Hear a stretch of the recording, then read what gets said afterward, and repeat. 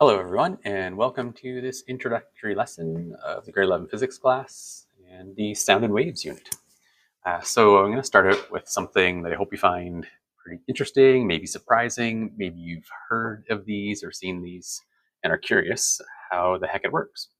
That's what I really like about physics is there's tons of opportunities, tons of times when there's something interesting in life and we can explain it as part of our physics course.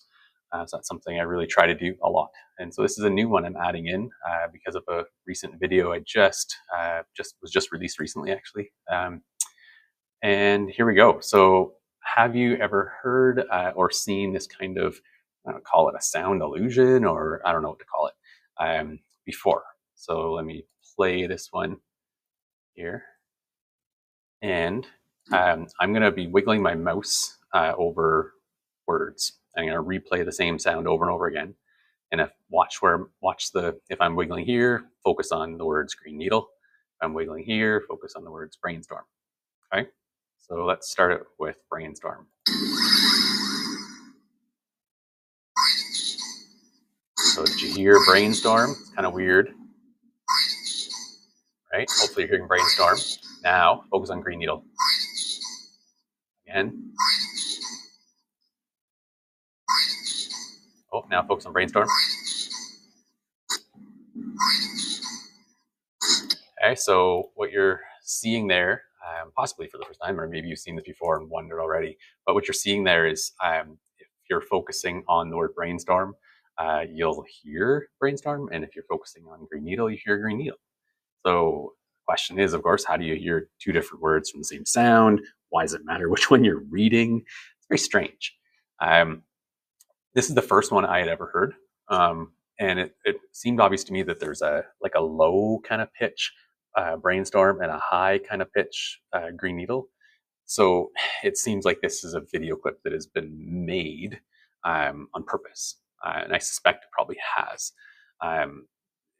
But the real underlying thing we're looking at here is why it exists, why your brain works this way. Why does the word you're reading determine what you end up hearing? And it really has to do with what hearing really is. It's more than just your ears transferring waves to your brain, and we're going to talk all about that part as well. But it's more than that. There's like a perception or a brain activity going on. So how can you hear two different words, right? So, there's an announcement going on. Can you please come to the office?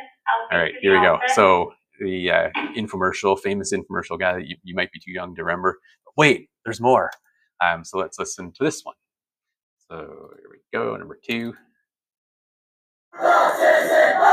So what you're hearing is a chant of a crowd, like a soccer match in Europe somewhere.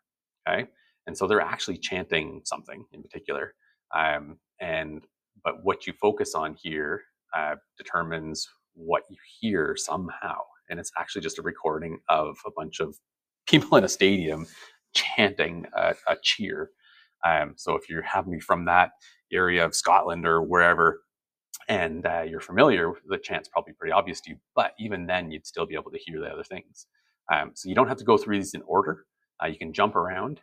So jump around from word to word and hear each thing. That is embarrassing! That is embarrassing! That is embarrassing! That is embarrassing! That is embarrassing! That is embarrassing! That is embarrassing! That is embarrassing! That is embarrassing! That is embarrassing! That is embarrassing! That is embarrassing! So let's try to focus on this one. That is embarrassing! That is embarrassing! That is. So it's strange, but you can hear that each of those phrases, at least to some extent, depending on which one you're reading, right? So here's another one, because what's better than one weird video? 3, right?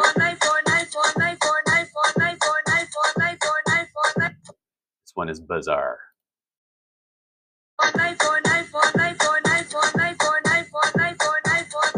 So we can just go through and be like, focus on nightfall. And then focus on, I don't know, iPhone. and focus on Fortnite. Fortnite. Focus on 9-4. Now focus on 4-9. It's so weird. Anyways, yeah, it's bizarre. So what does this all have to do with? Well, obviously the sound unit and interpretation of sound and so on. But there's actually a really good explanation of this in this new video that just came out by Derek Muller of Veritasium. He's a major hero of mine. He is an Australian.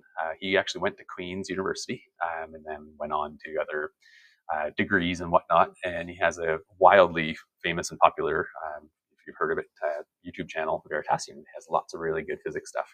I almost didn't even look at this new video because it says these illusions. And so I was thinking visual illusions, which I would definitely look at for my grade 10 science class in the light unit.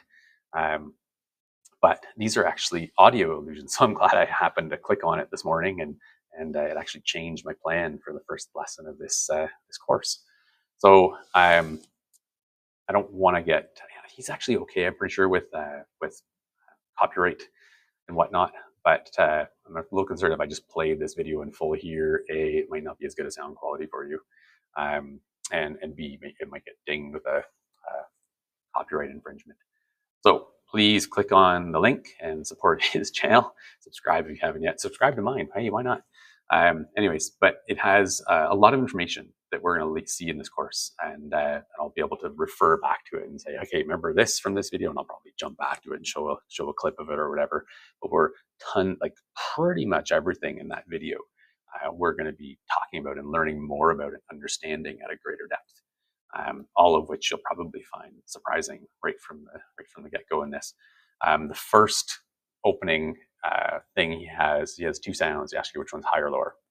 I want to add to that one before you start to watch it. I want to add to that I want you to think about answer the question based on which one has the lowest sound as part of its overall of what you're hearing, because I think one of them has high pitches as well, but your perception of which one has the lowest sound emitted, even if there are more than one, there are more sounds than one being emitted. Okay, so that'll help you interpret that first one more correctly.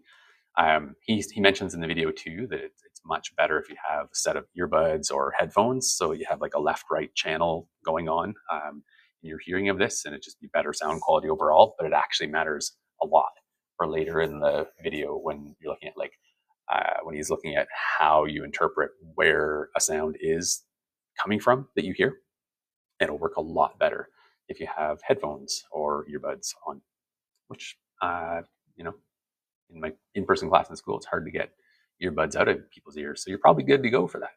So yeah, enjoy.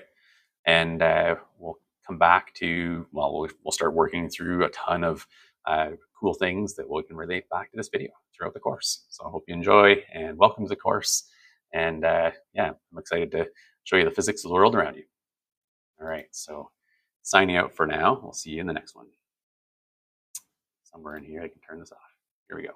Bye for now.